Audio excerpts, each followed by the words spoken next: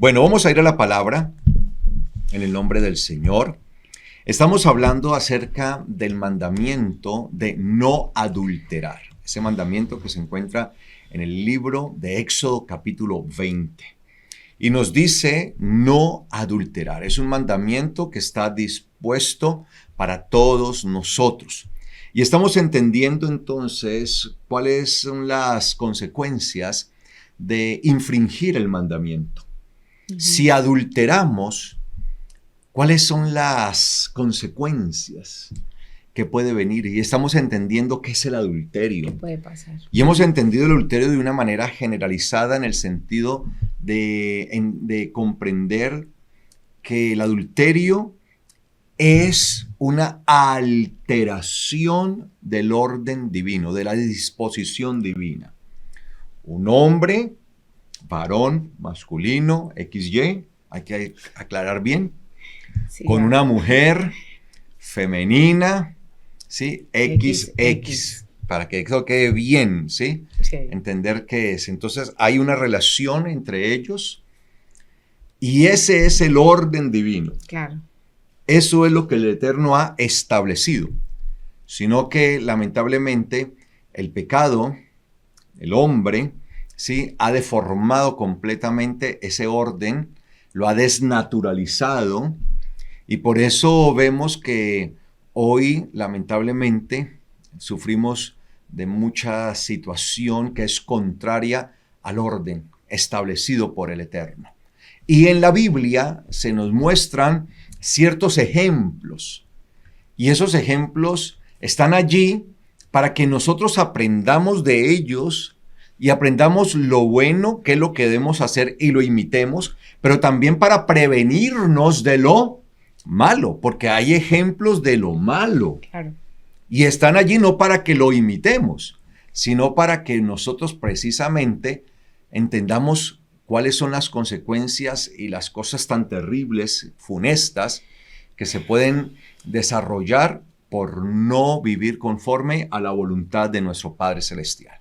Entonces hemos venido tratando un tema de adulterio que tiene que ver con el rey David, de cómo él tomó a una mujer que era esposa de un hombre y cómo ese acto pasional, porque fue un acto más en su momento pasional, desembocó en una cantidad de situaciones terribles, ¿sí? Obviamente de infidelidad, pero también hasta de homicidio, mentiras, engaños y terminó en asesinatos. Terrible esto. Y cómo esto impactó de manera negativa la vida de los hijos del rey David. Cómo un acto, un solo pequeño acto, puede causar tanto daño, tanta situación tan terrible, tanta pena, tanta tristeza, tanta tribulación. Y es muy triste, amados hermanos, ver cómo de pronto una situación de esta termina destruyendo nuestra casa, nuestra familia. Entonces estuvimos viendo, por ejemplo, cómo esto que hizo David afectó a un hijo suyo llamado Amnón, que terminó violando a su propia hermana. A raíz de esa situación, de esa violación, su hermano Absalom sintió mucho odio contra Amnón, eran hermanos, por haber violado a su hermana. Entonces, como Absalom decidió preparar una venganza y matar, asesinar a Amnón. Y luego, después de esta situación, vienen repercusiones terribles también hacia Absalom, porque es que esto es como un efecto dominó. Se tira una fichita, con una sola fichita que caiga, se van todas las demás cayendo. Entonces, solo era que David hiciera un acto tan despreciable, tan deleznable, como lo es el adulterio, y lo que eso conllevó a David, y cómo eso terminó afectando la vida de sus hijos. Porque obviamente debemos entender que todo lo que nosotros hacemos no solamente va a afectar nuestra vida, sino a aquellos que están a nuestro lado. Esto se vino allí un efecto dominó terrible. Se vino y se va volviendo, y lo peor es que también se va volviendo como una bola de nieve. Un copito pequeñito, sí, va dando vueltas, vueltas, vueltas, y se convierte en una avalancha y se lo lleva todo, lo arrastra todo. Y eso es lo que nosotros debemos entender, amados hermanos. Entonces, eso es lo que estamos entendiendo. Como un acto de adulterio terminó en toda una tragedia familiar. Para que nosotros comprendamos, amados hermanos, el alcance de la destrucción del adulterio. Y seamos muy conscientes y le pidamos siempre al Señor que nos guarde de aquellos que tenemos nuestro hogar, nuestra pareja, nuestro cónyuge, poder, caer en una cosa de estas, que nos guarde el Señor, amados hermanos, porque de verdad lo que viene, las consecuencias son muy, muy terribles. Entonces, en segundo libro de Samuel, el capítulo 13, después de que Absalom ha asesinado por venganza a su hermano Amnón, imagínense, un hermano asesinando al otro, vengando a su hermana que había sido violada por Amnón, por su hermano. Entonces, dice la palabra que ante esa situación, Absalom, que era hijo de David, tuvo que huir. Se vio obligado a huir por el asesinato de su hermano. Entonces, dice el versículo 37, segundo de Samuel 13:37, pero Absalom había huido y se había ido donde Talmai, hijo de Amihud, rey de Geshur. Y el rey David lloraba por su hijo todos los días.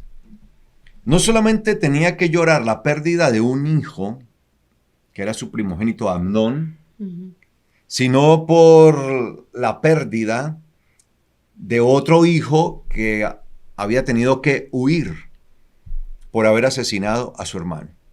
Y dice acá, Absalom, que había huido a Geshur, permaneció allí 3 años. 3 años se exilió, ¿sí? Escondido. Y el rey David se consumía por ver a Absalom, es decir, él estaba deseoso de ver a su hijo nuevamente. A pesar de que Absalom había cometido un asesinato contra su propio hermano, David, que era su padre, pues deseaba verlo, porque ya se había consolado de la muerte de Amnón, o sea, ya digamos, había pasado el tiempo del luto, pero anhelaba ver a su hijo porque él amaba a su hijo Absalom. Entonces, ante esta situación, en el capítulo 14, que no lo vamos a leer todo, vamos a ver que hay un comandante que es Joab, el comandante de todas las fuerzas militares de Israel, es como el general. Y Joab amaba también a Absalom, al príncipe, al hijo del rey David. Entonces Joab hizo todo lo posible para que el rey David recapacitara y él mismo mandara a llamar a Absalom. Absalom no regresaba porque pues tenía cierto miedo, claro, que le podía pasar, que si regresaba a Jerusalén, pues su padre, aunque el rey pues era su padre, pues de pronto lo mandara a ejecutar o a hacerle algo por el asesinato de su hermano Amnón. Entonces, él estaba exiliado, él mismo se había ido, huyendo. Entonces Joab, el comandante del ejército de Israel, convence al rey David de que haga llamar y mande a traer a Absalom, que lo haga venir. Y David accede a esto que le pide completamente Joab. Entonces dice el versículo 21. Vamos a leer el versículo 21. Segundo de Samuel 14, 21. Entonces el rey le dijo a Joab: voy a conceder esto. Ve y haz volver a mi muchacho Absalón. Tremendo, ¿no? O sea, después de que el general Joab convence al rey David de hacer volver a Jerusalén a su hijo Absalón para que esté con el rey, entonces el rey dice: listo, sí, lo voy a hacer. ¿Sabes, Joab? Esto que tú estás pidiendo de hacer volver a Absalón acá, lo voy a hacer. Ve, trae y haz volver a mi muchacho Absalón. Tremendo eso. Amados hermanos, nosotros debemos entender que en medio de toda esta situación, situaciones de infidelidad, de adulterio, todo lo que atente contra el buen estado del matrimonio, pues va a afectar a nuestros muchachos, a nuestros hijos. Se supone que como padres los amamos a ellos. Y esto, amados hermanos, debemos tenerlo siempre en consideración precisamente por ese amor también que tenemos a ellos. Obviamente, no es que no lo hagamos por el amor a nuestros hijos, no. Primeramente, no por el amor, siempre todos primeramente por el amor a nuestro eterno Elohim. Primeramente, siempre. Nuestro primer amor es Él. Entonces, ¿por qué no adultero? Por amor a Elohim, primeramente. Segundo, por amor y por fidelidad ¿a quién? A mi pareja. Y tercero, pues por amor ¿a quiénes? A mis hijos. Porque casi siempre en las situaciones de adulterio, de infidelidad, nuestros hijos salen mal, muy heridos, librados. Muy heridos. No nos cansamos de hacer énfasis en esto. Cuando este tipo de cosas pasan, si es necesario, si realmente es muy necesario que nosotros empecemos a hacer un pastoreo con nuestros hijos. Lo que pasa es que el enemigo también de cierta manera gana territorio en eso que hablábamos el Shabbat pasado, de que no nos sentimos con moral pero es que aquí no es un tema de moral, aquí es un tema del alma, de la salvación de nuestros hijos.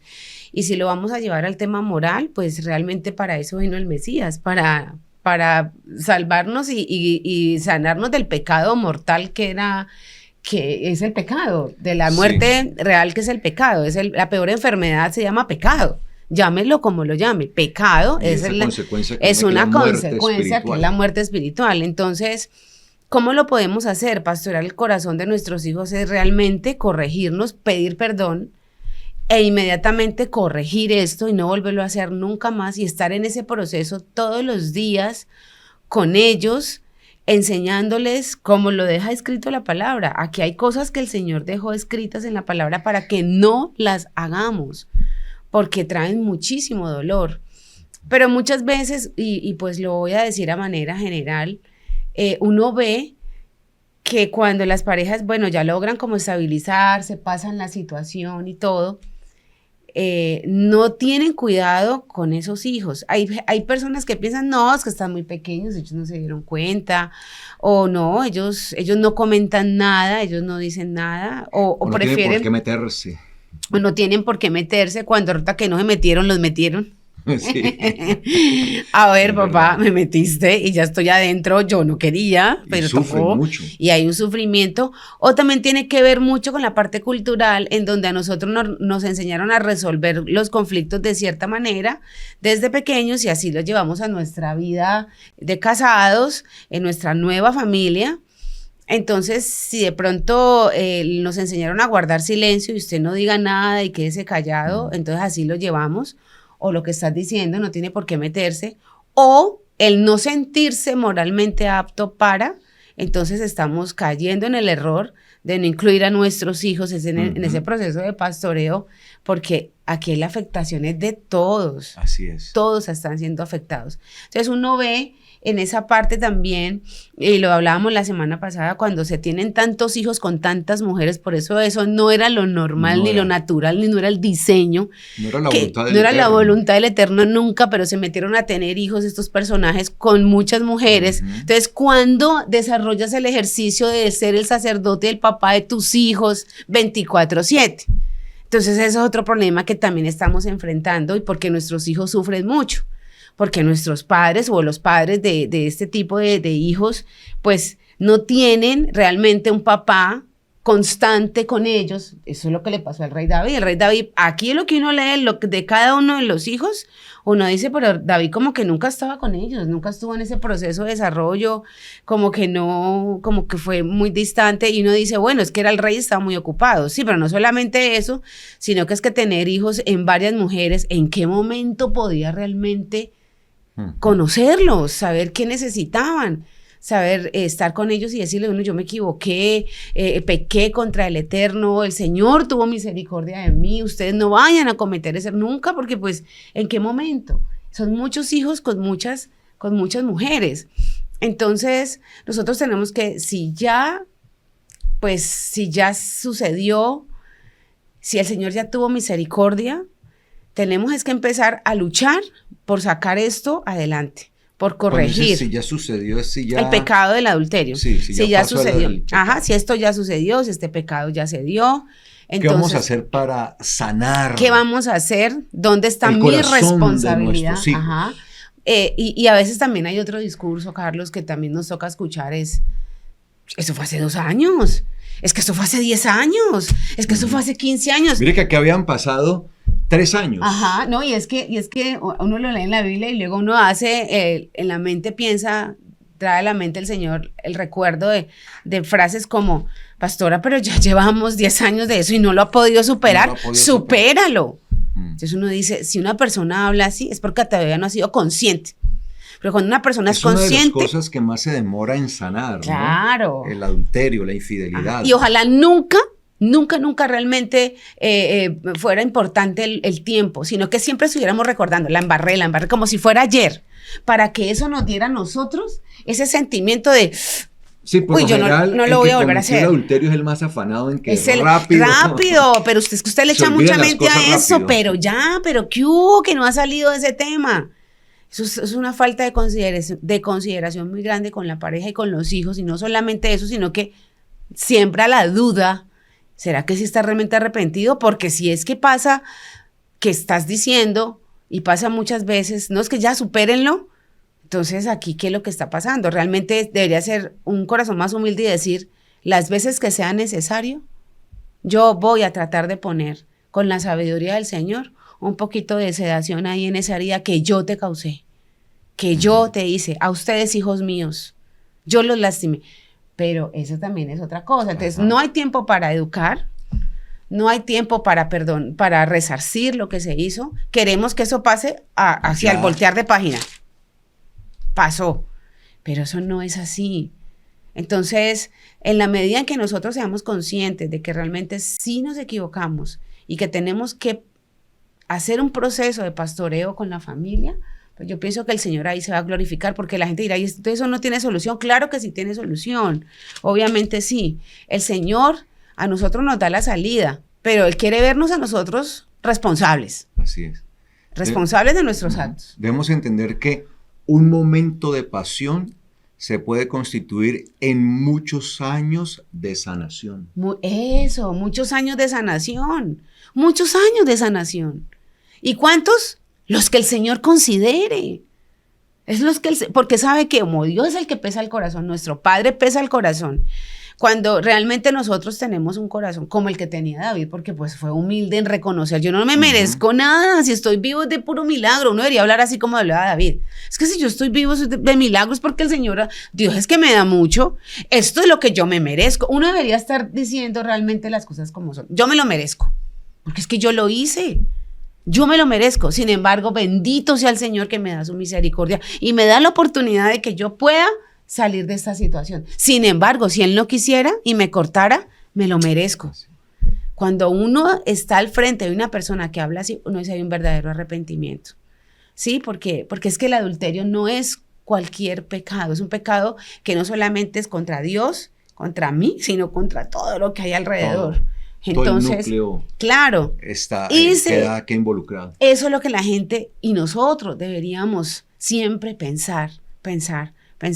Entonces, si hay una solución, entre más humilde usted sea y más se aparte de ese pecado, el Señor va a obrar de manera milagrosa. Pero pues aquí estamos viendo que estos hijos fueron muy, muy afectados. Y ese dolor de padre, ¿no? Sí. Que mire David, mi muchacho. Sí. Qué dolor, ¿no? Qué dolor. Y esa enemistad entre hermanos. Claro, todo eso. Y imagínese, y ahora, ¿cómo sería? Yo me imagino el dolor de David, que se reflejaba a tal grado que su comandante, pues que era un hombre cercano a él, porque Joab era un hombre cercano al rey David, de pronto lo veía su ánimo después de ver a ese hombre con tanto ímpetu, un guerrero como lo era David, porque pues todo el mundo, de hecho la misma Biblia lo describe como un gran guerrero al cual temían sus enemigos. Claro. Lo veía de pronto continuamente decaído. Es que estaba afectando una nación, estaba Carlos. Afectado sí. ¿Por qué afectaba una nación? Imagínese, por eso es que con David es diferente. Al que más se le da, más se le demanda. Así ¿sí? es. Afortunada o infortunadamente no somos David, porque obviamente lo que él tuvo que pagar, la consecuencia fue muy alta, porque si yo soy el general y yo veo a mi rey prácticamente como muerto emocionalmente por esta situación, y él es el que nos cuida, nos guía, las demás naciones nos temen, pero si lo ven así prácticamente al filo de la muerte y decaído, entonces es como en ese grito desesperado de, oiga, levántese, mire a ver qué hace, mire cómo, porque usted no puede seguir así, hay algo que se tiene que hacer, levántese, si tiene que llamarlo, llámelo, y eso es parte también de resarcir, ¿no? Claro. Si tiene que hablar con él, hable con él, claro, llámelo. Mándelo a llamar, o sea, era obvio que Absalón había cometido un grave acto que era el asesinato de su hermano. Claro. ¿Sí? Sí, sabemos que Amnón había cometido otro acto terrible, vil, bajo, como lo enseña la palabra, violar a su hermana. Muy tremendo. Pero pues acá ya le correspondía a David ser el que diera el paso. Porque mire que Absalón no va a regresar, sino hasta que David se lo pide. Lo pide. Y ya han pasado 3 años, más de 3 años, y Joab le dice, por favor, mi rey, haga llamar a su hijo, o sea, hágalo volver. Y cuando él entiende esto, dice, sí, ve, haz volver a mi muchacho. Qué duro. Tremendo, ¿no? Haz volver a mi muchacho, Absalón, ¿sí? O sea, tenemos como padres una responsabilidad muy grande y debemos entender que nuestros actos, sean los que sean, van a afectar a nuestros hijos para bien o para mal, lamentablemente, ¿sí? Haz que regrese ese muchacho. Sí, entonces dice el versículo 22, Joab entonces se tiró con el rostro en tierra y se postró. Joab bendijo al rey y dijo, hoy ha entendido su servidor que ha hallado favor ante usted, oh mi amo el rey, pues su majestad ha concedido la petición de su servidor. Y Joab fue enseguida a Geshur y trajo a Absalom a Jerusalén. Y dice, pero el rey dijo que se vaya directamente a su casa y no se me presente. Tremendo esto, ¿no? Así que Absalom se fue directamente a su casa y no se presentó ante el rey. Ningún hombre en todo Israel era tan admirado por su belleza como Absalom. Desde la planta de su pie hasta su coronilla no había defecto en él. O sea, era un hombre guapo, muy atractivo. Era un hombre físicamente muy... atractivo, sí. Sí, muy guapo. Atractivo, muy guapo. Esta es la palabra que está buscando. Sí, muy guapo. Sí. Y dice aquí la palabra, cuando se cortaba el cabello tenía que cortárselo cada año. O sea, le crecía mucho en abundancia. Hay algunos que tenemos esa bendición todavía. Ah, sí, gracias a Dios. Crece el cabello. Bendito Dios. Porque se le volvía muy pesado el cabello de su cabeza y pesaba 200 shekels de peso real. Sí, son como 2 kilos. O sea, sí, cuando en el año se lo cortaba al año y la melena tan tremenda, sí, como 2 kilos. Sí, imagínese de cabello. Una peluca, pues, voy a hacer. Ayer podía ser un buen donante de cabello. Uy, claro. Absalom tuvo 3 hijos y una hija que se llamaba Tamar. Ella era muy hermosa, le puso como su hermana. Absalom vivió 2 años en Jerusalén sin presentarse delante del rey. Entonces llevaba más de 3 años exiliado y vino otra vez vino a Jerusalén nuevamente y 2 años sin presentarse ante el rey. O sea que había pasado ya más de 5 años sin ver a su padre y sin David ver a su hijo. Entonces Absalom mandó a llamar a Joab para enviarlo donde el rey, pero Joab no quiso venir a él. Lo mandó llamar por segunda vez, pero él no quiso venir. Entonces Absalom dijo a sus servidores: miren, la parcela de Joab está junto a la mía y allí él tiene cebada. Vayan y préndanle fuego. Y los servidores de Absalom le prendieron fuego a la parcela. Joab fue enseguida a la casa de Absalom y le preguntó: ¿por qué tus servidores le han prendido fuego a mi parcela? Absalom le respondió a Joab: yo envié por ti para que vinieras acá. Quería enviarte donde el rey para que le dijeras por mí, ¿por qué vine de Geshur?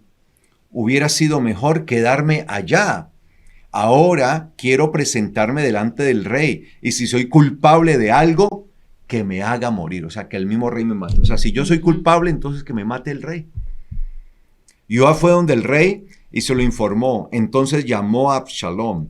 Este vino donde el rey y se postró con su rostro en tierra ante él, y el rey besó a Absalom. O sea, después de todo esto, David mandó a llamar a su hijo.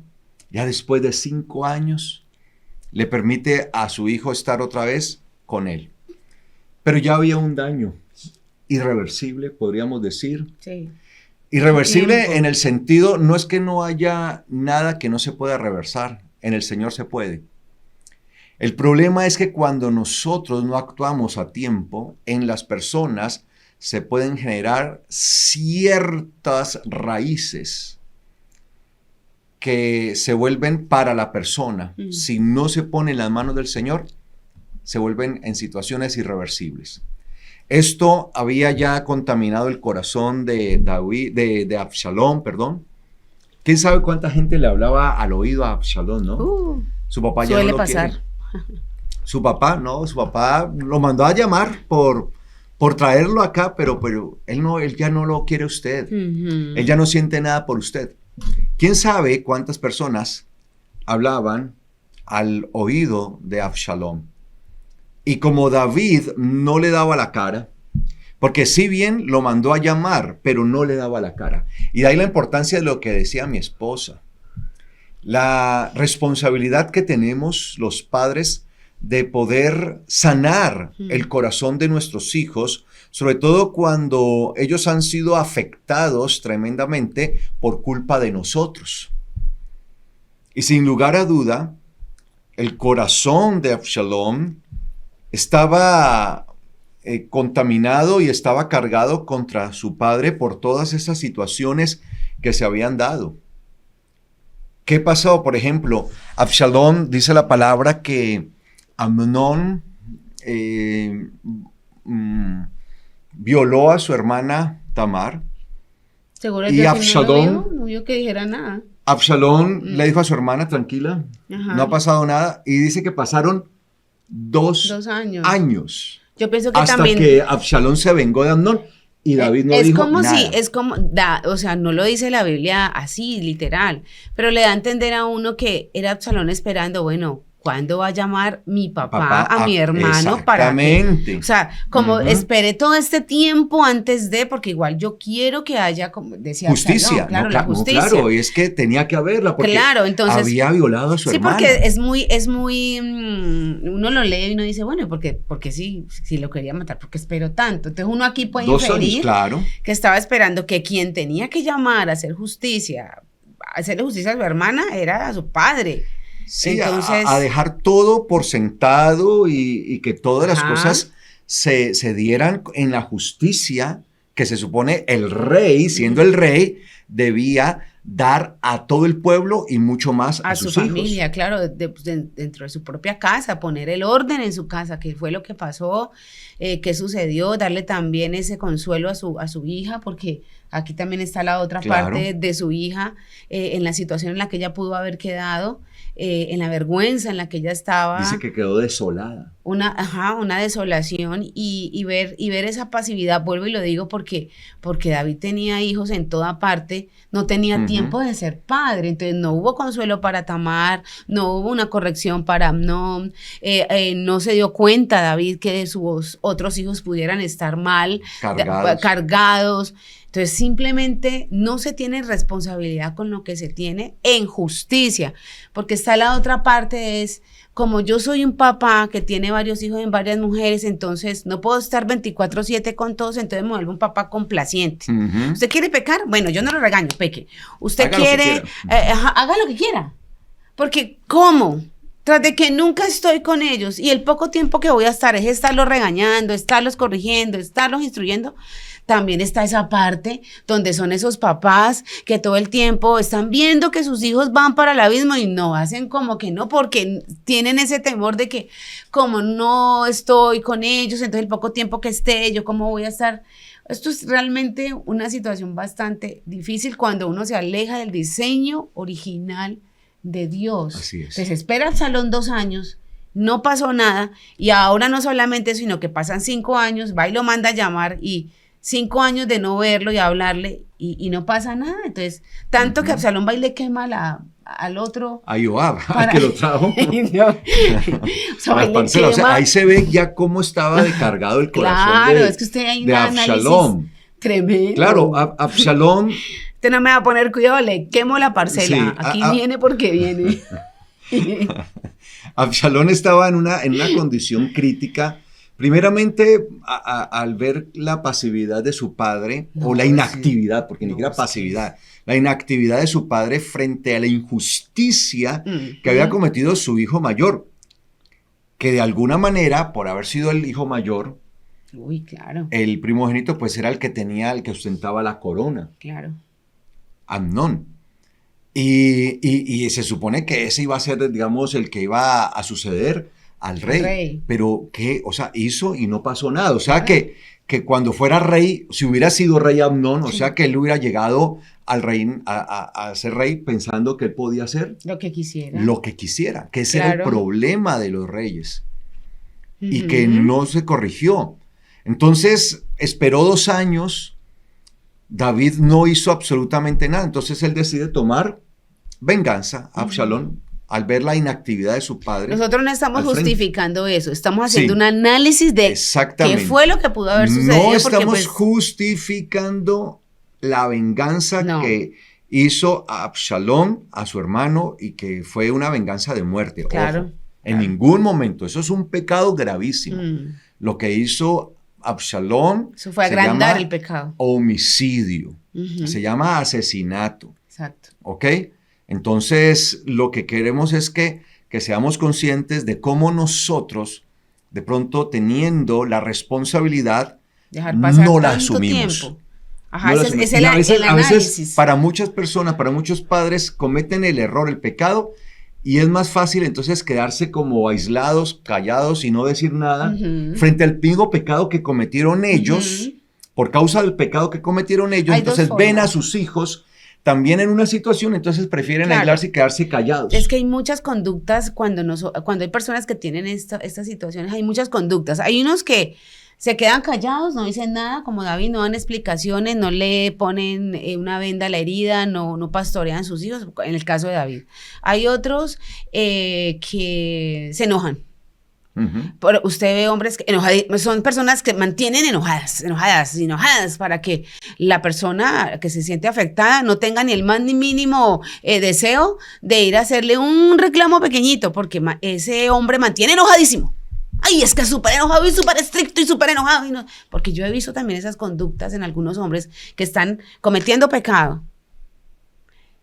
Y para que su esposa no les venga a hacer ningún reclamo, mantienen muy enojados. Es que es un temperamento fuerte, lo que llaman Pero eso es un escudo que se ponen para no encarar la situación. Así es. Y aquí lo que estamos viendo es que él puso un escudo para no encarar, Así no es. solamente, sino todas las situaciones. Como que el Señor estaba eso ahí con fue David. lo que pasó. ¿Cuándo vas a Imagínese aprender? ese David que encaraba y enfrentaba a sus enemigos cuando salió ante el filisteo. ¿Dónde está este filisteo incircunciso que desafía a los escuadrones del Dios viviente? No, es que tú queda vienes más fácil contra eso. mí con jabalina, con espada, con escudo, pero yo vengo contra En ti el en el nombre de Yahweh, los el Dios de los ejércitos. ejércitos, todo eso. ¿Dónde estaba ese varón Ajá. tan poderoso No. para enfrentar y encarar su propia responsabilidad, su propio propia vida. pecado, y poder también ayudar a sus hijos y enfrentarlos y confrontarlos también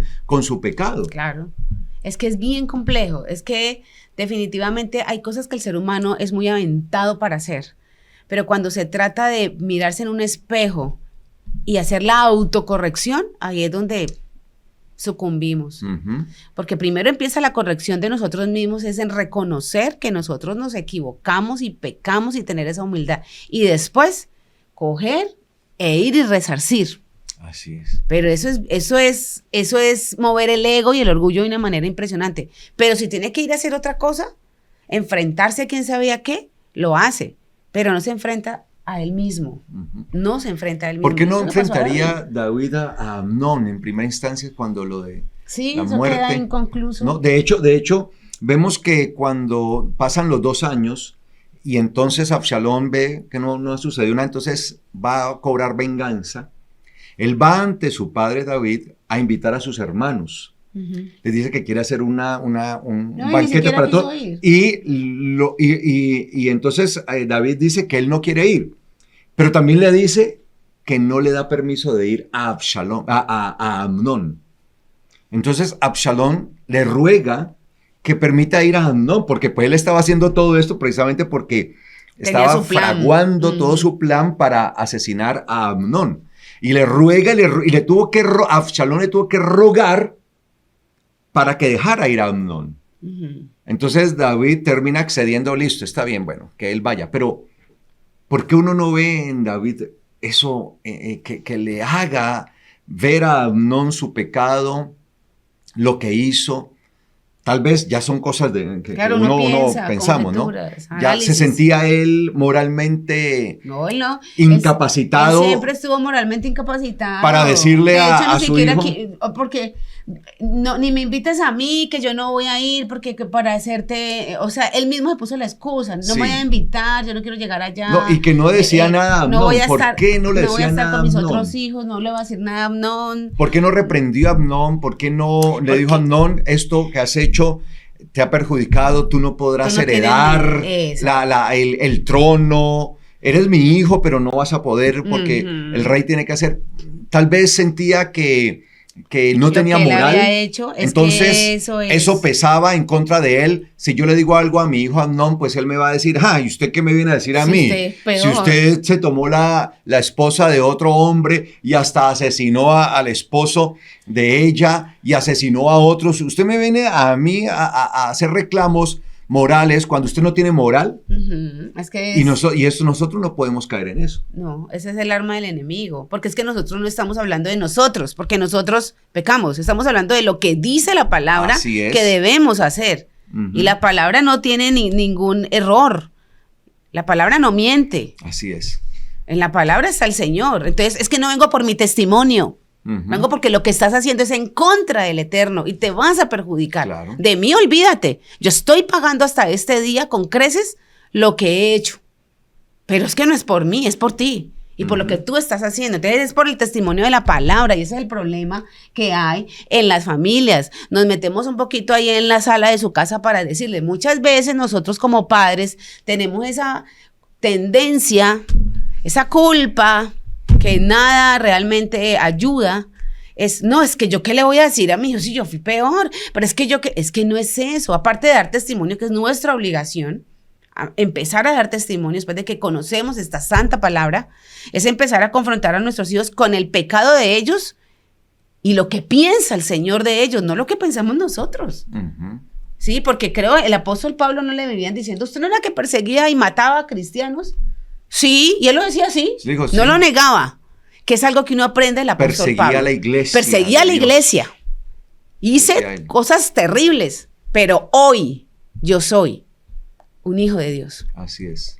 Y eso es un testimonio, eso mueve, porque no mueve mi vida, mueve la palabra, el peso de la palabra es lo que hace en el corazón que la persona realmente se arrepienta. Nosotros, es que también eso es ego y orgullo, porque es que nosotros decimos aquí entre comillas para no venir a enfrentar el problema, es que no tengo autoridad moral.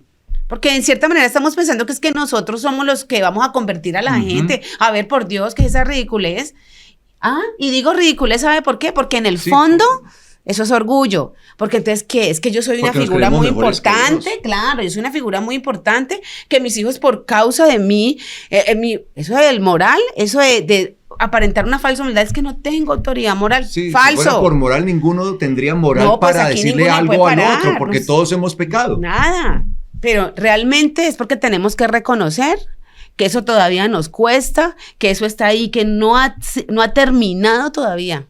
Yo no he terminado de entregarle esto a mi Señor y que no quiero encarar a mis hijos para decirles con humildad, soy un pecador, fui un pecador. Así es. Y eso no tiene nada que ver conmigo, hijo, tiene que ver con lo que tú tienes que vivir y enfrentar al Señor. Amén. Pero eso es un orgullo, Carlos, ahí camuflado de que no tengo autoridad moral. Eso es muy fácil así. Así es. Y aquí vemos prácticamente lo que David hizo con sus hijos. Entonces, pasaron 2 años desde la violación de Amnón a su hermana Tamar. No hizo nada. No hizo nada. Absalom, no hizo nada David. Absalom tomó venganza. Se tuvo que huir.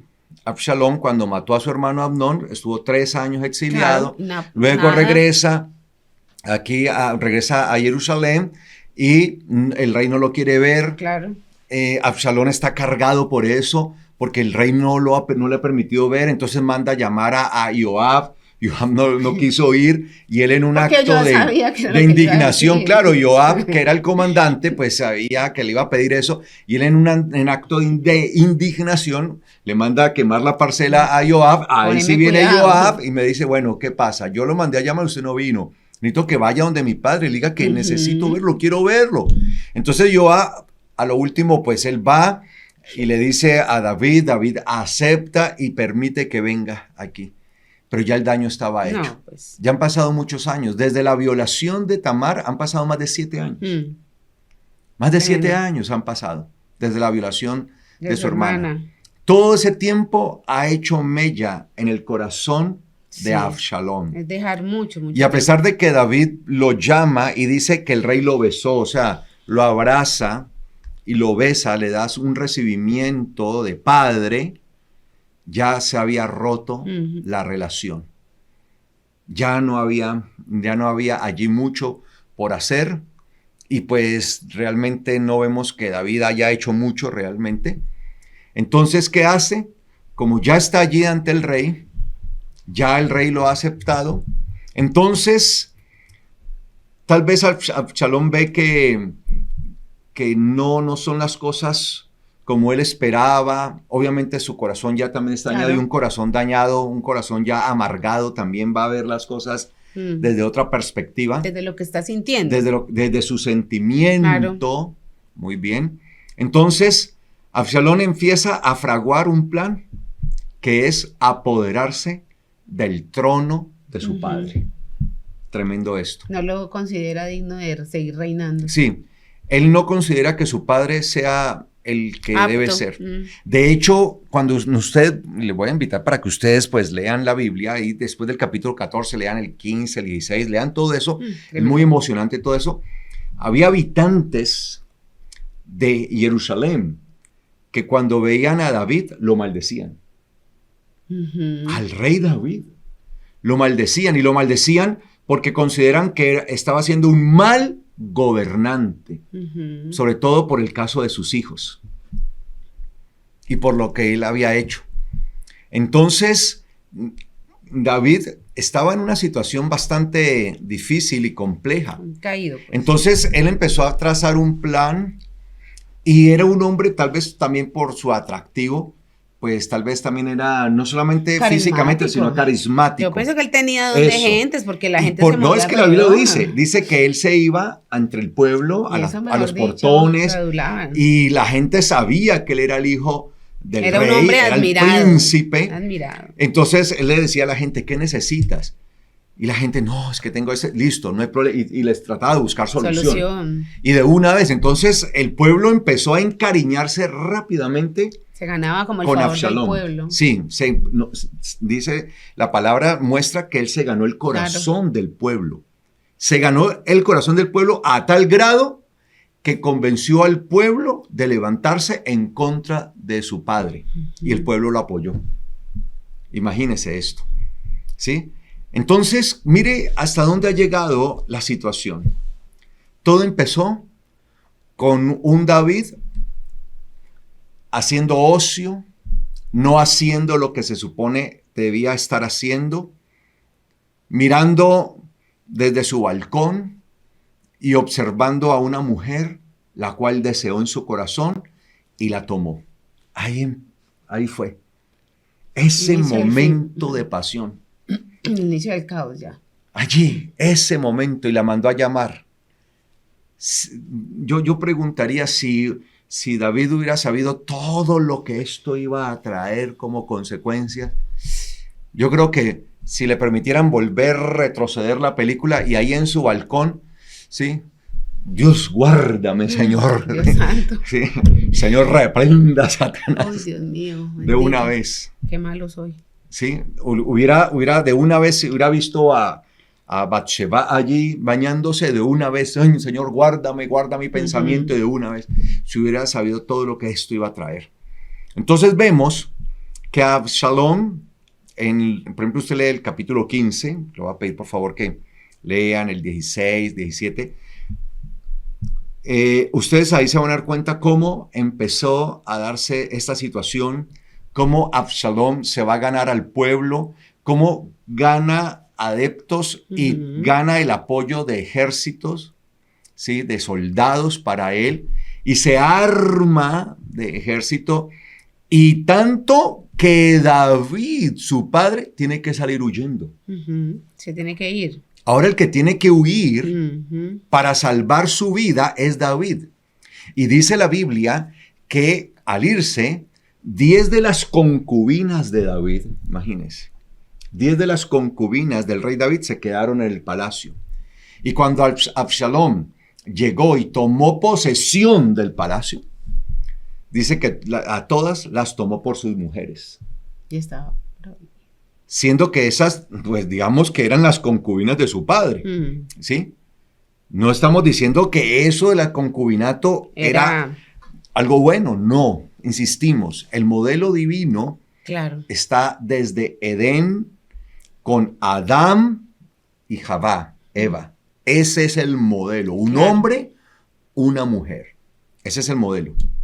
Sin embargo, para demostrar ahora que tenía el poder, dice que llega al palacio y a las 10 concubinas que se habían quedado en el palacio cuando David huyó, las tomó como sus mujeres, para demostrar que ahora él era el que gobernaba y el que tenía el poder. Entonces ahora empieza una guerra entre un padre y un hijo. Qué triste, amados hermanos. Yo no sé si somos conscientes a dónde puede llegar el alcance del pecado. Cómo un momento de pasión puede derivar en todas esas situaciones tan terribles. Y dice el capítulo 18 de 2 de Samuel, capítulo 18, versículo 1, dice: David pasó revista a las tropas que estaban con él, porque recuerden que había unas tropas con él y las otras estaban con su hijo Absalón, que se había apoderado del trono. Y puso sobre ellos capitanes de millares y capitanes de centenas. David envió a las tropas una tercera parte al mando de Joab, otra tercera parte al mando de Abishai, hijo de Tseruyá, y hermano de Joab, y la otra tercera parte al mando de Itai el Gitita. Y el rey dijo a las tropas, yo mismo marcharé también con ustedes. Mire, ahí sí, yo mismo marcharé. ¿Se acuerdan cuando lo de Bathsheba? El ejército de Israel estaba en guerra y él estaba en su palacio durmiendo, descansando, porque dice que se levantó bien tarde. Y ahí fue cuando vio a esta mujer bañándose. Pero las tropas dijeron, no vayas, porque si algunos de nosotros tenemos que huir, el resto no se preocupará por nosotros, aunque muera la mitad de nosotros. Los demás no se preocuparán por nosotros, pero tú vales por 10,000 de nosotros. Así que es mejor que nos apoyes desde la ciudad. Y el rey les dijo, haré lo que les parezca mejor. Así que el rey se quedó de pie junto a la puerta, mire, se quedó vigilante junto a la puerta mientras todas las tropas salían de 100 en 100 y de 1000 en 1000. Mire la actitud que tiene ahora, parado frente a la puerta como un vigilante. Mientras que cuando el episodio con Bathsheba apenas se levantaba, ¿sí? Tarde del día, a ver qué pasaba, y ahí fue cuando vio desde su balcón real a esta mujer que se bañaba y como era muy hermosa, la deseó. Y dice, y el rey dio órdenes a Joab, a Abishai y a Itai, traten bien, mire lo que le dice él, traten bien a mi muchacho Absalón, a pesar de que está a muerte, él no quiere que le suceda nada a su hijo.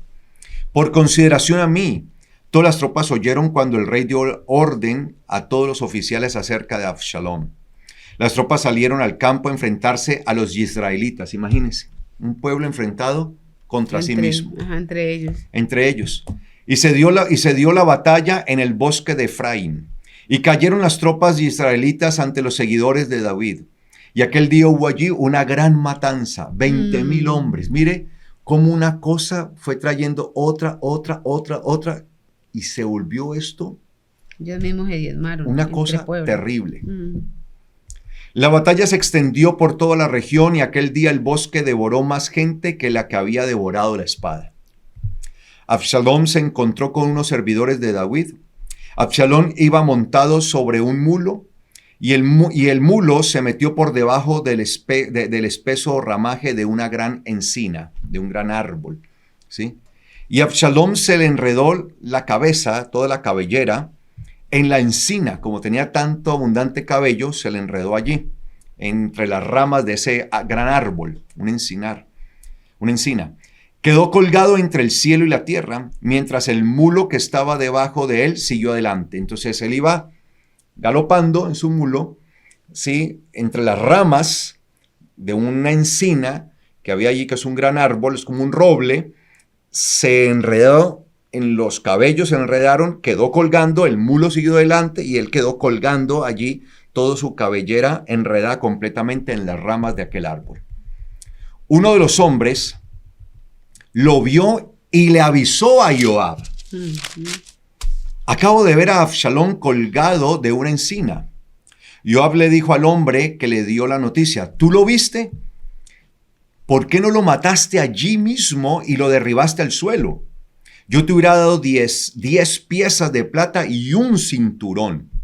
Pero el hombre le respondió a Joab, aunque yo recibiera en mi mano 1000 piezas de plata. Mire que él le dijo 10. Y él le dice, aunque yo hubiera recibido 1000 piezas de plata, no levantaría una mano contra el hijo del rey. Porque nosotros oímos cuando el rey les ordenó a ti, a Abishai y a Itai, cuídenme a mi muchacho Absalón por consideración a mí. Si yo me hubiera traicionado a mí mismo y nada se le esconde al rey, tú mismo habrías estado en contra. Joab le respondió, entonces no esperaré por ti. Tomó tres lanzas en su mano y las clavó en el pecho de Absalón. Absalón aún estaba vivo en medio de la encina. Cuando Joab llegó, él estaba aún vivo. ¿Y qué hizo Absalón? ¿Qué hizo Joab? El mismo que lo había traído de Geshur, ¿se acuerda? Lo mató. Cuando lo rodearon 10 jóvenes escuderos de Joab, e hirieron a Absalón y lo remataron. Entonces Joab tocó el shofar y las tropas dejaron de perseguir a Israel, porque Joab detuvo a las tropas. Tomaron después a Absalón, lo echaron en un gran hoyo en el bosque y levantaron sobre él un gran montón de piedras.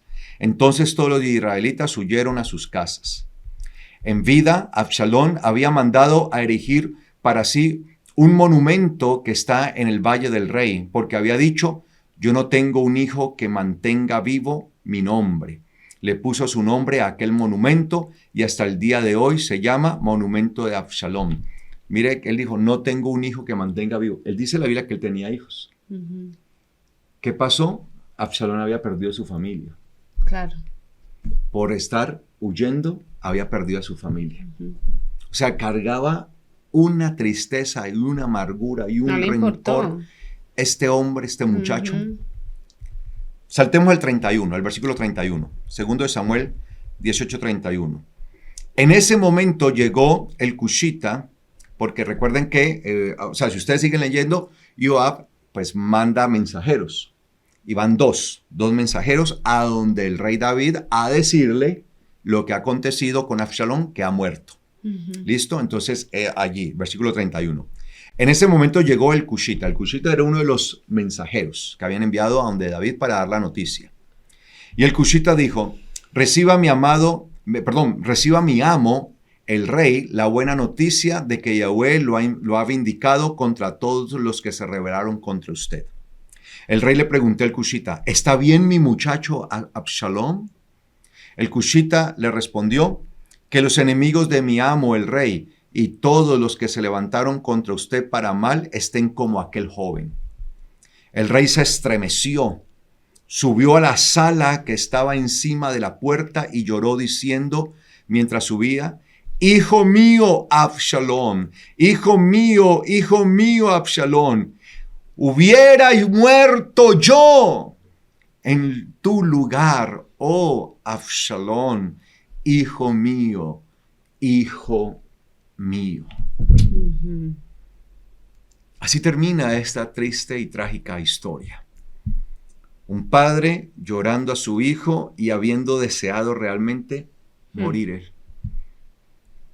David decía: era mejor que hubiera muerto yo, que el que hubiera muerto hubiera sido yo. Yo debería haber estado en tu lugar. Había perdido ya 2 hijos. 2 de sus principales hijos para sucederlo al trono. A Amnón y a Absalón. A este Absalón el pueblo lo amaba. Lo amaba. Pero Absalón se había llenado de una carga, de una amargura, de un resentimiento muy grande. Esto había marcado mucho a su vida. Había tenido que estar exiliado, había perdido su familia. Ahora se había levantado contra su padre y entonces murió por esa rebelión. Una hija violada, 2 hijos muertos. ¿Cómo estaba pagando? Y no solamente David. No solamente eso, Carlos, si vemos la gran conclusión de este episodio, su general del ejército le dijo: no llore más. O sea, ni siquiera le permitieron hacer duelo. Ah, sí, porque usted sigue leyendo y dice, cuando usted sigue leyendo, lo más triste, el ejército se va a desmoralizar. O sea, ¿cómo es posible que si usted está llorando por su enemigo y prefiere usted estar muerto que Absalón, entonces a nosotros usted nos odia, nos está despreciando, y realmente usted odia a su enemigo y usted ama a su enemigo y odia a su ejército? Entonces, seque esas lágrimas, pareje de ahí y vaya, ovaciones en alegría. Yo pienso, yo estoy por dentro muriéndome del dolor porque mi hijo murió y tengo que salir bien, ejército. Agradecer a su ejército. Gracias porque mataste. Porque mataron a su enemigo, que era su hijo, y recuperaron el trono. Exacto. Entonces, como que yo le dijo, al menos, dígame de una vez. ¿A qué precio recuperaron el trono? Exacto. O sea, dígame de una vez. ¿Va a seguir llorando a voz en cuello y gritando que todo el mundo lo escuche? ¿Qué va a pensar este ejército? Se va a desmoralizar. Se va a desmoralizar. Entonces, usted... Y incluso dice, se va a volver en contra de ti. Claro, entonces dice, si es así, usted ama a los que le odian y odia a los que le amamos. Sí. Entonces, párese de ahí. Entonces yo, cuando leía ese pasaje, a mí me daba también esa parte de ser padres, o sea, ni siquiera tuvo la oportunidad de llorar Absalón. No Ajá. tuvo la oportunidad. Porque si hubiera sido en otra Como situación, con Amnón, que lo lloró. claro, lo lloró, todo hizo el el tiempo. duelo, hizo todo el proceso de duelo, el pueblo se dio cuenta y bueno, pero con Absalón no puede llorar y tiene que salir y reanimar al ejército, Así. darle victoria, tremendo. O sea, esta conclusión es mucho Sí. más triste todavía. Es muy, muy, muy, muy tremenda, sí, porque ustedes siguen leyendo, se van a dar cuenta de esto que dice mi esposa, que Joab le dice, usted no puede hacerle esto al ejército, porque el ejército entonces se va a volver en contra de usted, porque usted está más preocupado y llorando más por su enemigo, que era precisamente su propio hijo, que por lo que hizo el ejército por usted, porque al fin y al cabo lo acaba de salvar usted, acaba de salvar al resto de su familia real, acaba de salvar el trono y le están devolviendo. Más todos los muertos que se perdieron y usted va a más estar todos llorando. 20,000. Claro, pero yo también, ¿no? O sea, párese de ahí, levántese, deje de estar llorando. Bien tremendo. Entonces, David había tomado una mujer para él y había asesinado. Ahora tiene a una hija violada y a 2 hijos asesinados. Lo que uno siembra, eso mismo recoge, lamentablemente. Tremendo. Y como él no supo reparar, no lo supo hacer, esto permitió que se generaran ciertas condiciones en los corazones de sus hijos que los llevaron por caminos de muerte y de maldición. Claro. Un pequeño pecado, digo pequeño entre comillas, no estoy diciendo que pecado grande o pequeño, estoy hablando en el sentido de un momento de pasión. Eso es, por un momento de pasión, todo lo que tuvo que vivir David. Sin embargo, el Señor es misericordioso, es grande misericordia, y eso es lo que vamos a estar estudiando, porque el Señor obviamente perdona a David y le levanta, y vamos a estar estudiando eso, cómo David, ¿sí?, se presenta ante el Señor pidiendo al Señor misericordia, que eso también es muy importante en la restauración de la vida de cada persona.